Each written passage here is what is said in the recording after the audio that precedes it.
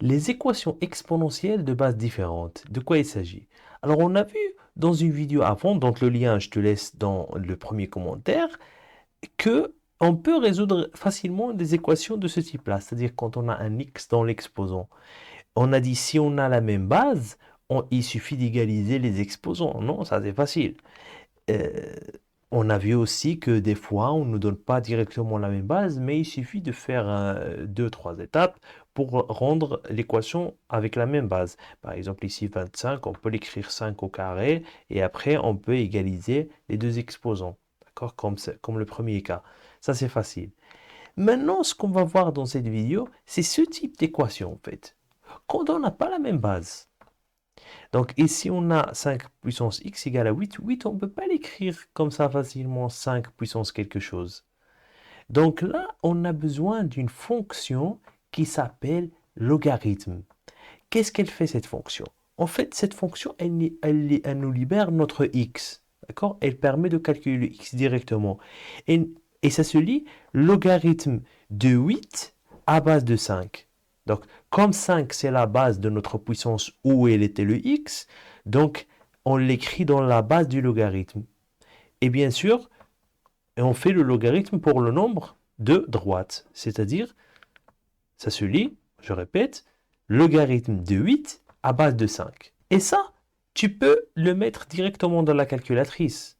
Alors, ça dépend de quel type de calculatrice. Par exemple, ce type de calculatrice, on a directement, si on appuie 3 fois sur la touche ln log, on tombe sur la forme ici de log de quelque chose à base de quelque chose. Donc, on peut remplir et puis on fait entrer et on trouve le résultat, qui est, dans ce cas-là, 1,29.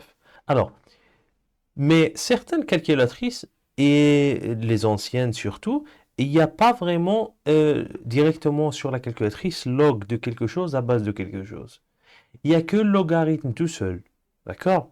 Mais pas de souci. Dans ce cas-là, on a une formule qui nous permet de calculer ça en faisant une transformation. En fait, au lieu d'écrire directement sur la calculatrice logarithme de 8 à base de 5, on écrit log de 8 sur log de 5. Donc toujours celui-là sur celui-là. Ok? Log de 8 sur log de 5.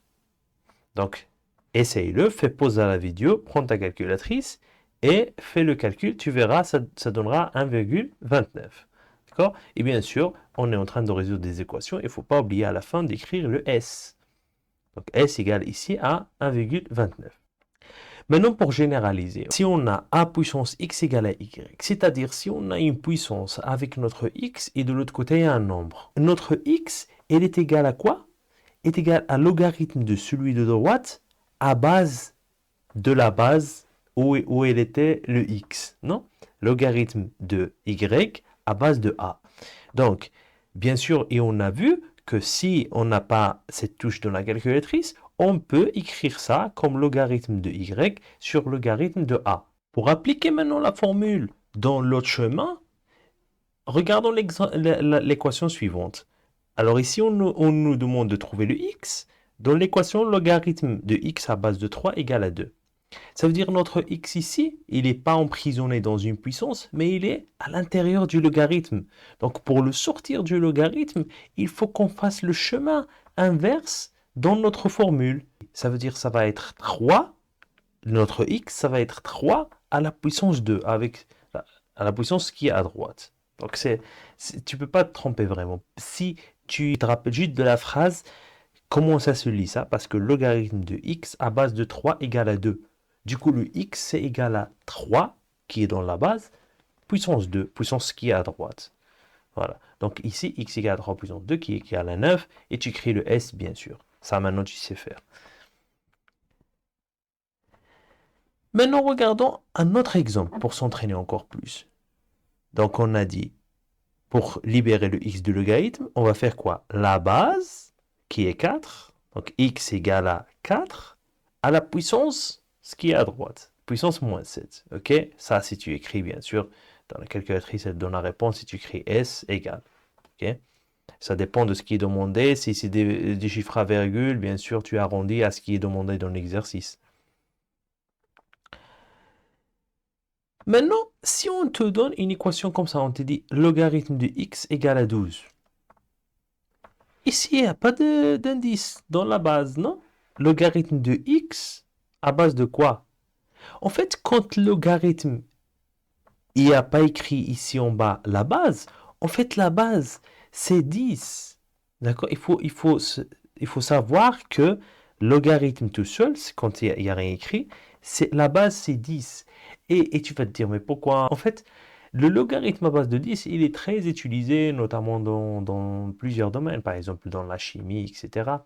Et du coup, comme on l'utilise beaucoup, c'est comme la racine carrée. En fait, la racine carrée, normalement, il y a un 2 ici qu'on n'écrit jamais. C'est pareil pour le logarithme. C'est le logarithme de 10, comme on l'utilise beaucoup. D'ailleurs, racine carrée, on l'utilise beaucoup. Donc, t'imagines si à chaque fois on devait écrire le 2 ici. Donc, ça fait perdre trop de temps. Donc, c'est pareil. Logarithme, donc à base de 10, on n'écrit pas le 10. Maintenant, tu peux appliquer la formule comme on a dit. Tu vas faire, du coup, la base qui est 10. Donc, 10 puissance 12. Voilà. Donc, la dernière chose à te montrer, en fait, une logarithme aussi particulière, comme log quand il n'y a rien écrit, c'est ln de x. C'est ce qu'on appelle logarithme nipérien. Alors, c'est quoi? En fait, c'est aussi logarithme, mais avec une base assez particulière.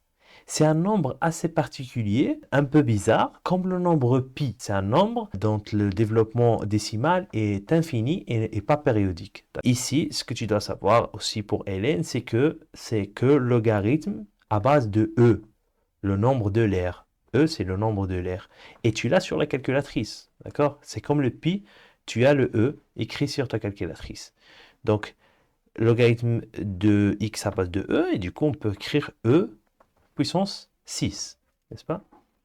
Toujours la base à la puissance, ce qui est à droite. Donc ici, par exemple, si tu mets dans la calculatrice, comme ça, test, d'accord? Si tu n'arrives pas à trouver ce nombre-là, comme moi, 403,43 pour e puissance 6, tu m'écris dans le commentaire.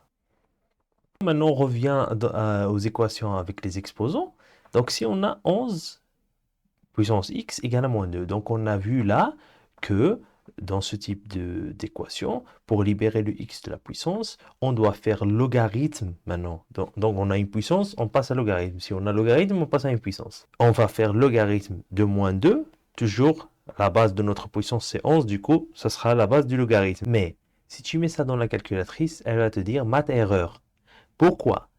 Parce que le logarithme d'un nombre qui est plus petit ou égal à 0 n'existe pas. Ça veut dire que le logarithme est allergique au nombre négatif. D'accord? Tu peux pas écrire logarithme, par exemple, de moins 3. Ça n'existe pas. C'est comme la racine carrée. En fait, la racine carrée, on ne peut pas faire racine d'un nombre négatif. Eh bien, c'est pareil pour le logarithme. Logarithme, tu ne peux pas non plus faire un logarithme. Et pire, parce que racine carrée, on peut calculer la racine de 0. C'est ça, en fait, la différence entre les deux. Racine de 0, c'est 0. Par contre, logarithme de 0 n'existe pas non plus. D'accord? Donc, il est tellement allergique au nombre négatif que même le 0, et plus qu'il est proche au négatif, il s'est dit non, non, non. Et du coup, ici, le S, c'est l'ensemble vide. Et voilà, si tu as compris, fais-le moi savoir dans le commentaire. Fais-moi un j'aime, ça va m'encourager beaucoup. Même si tu n'as pas compris, laisse-moi un commentaire pour savoir qu'est-ce que tu n'as pas compris.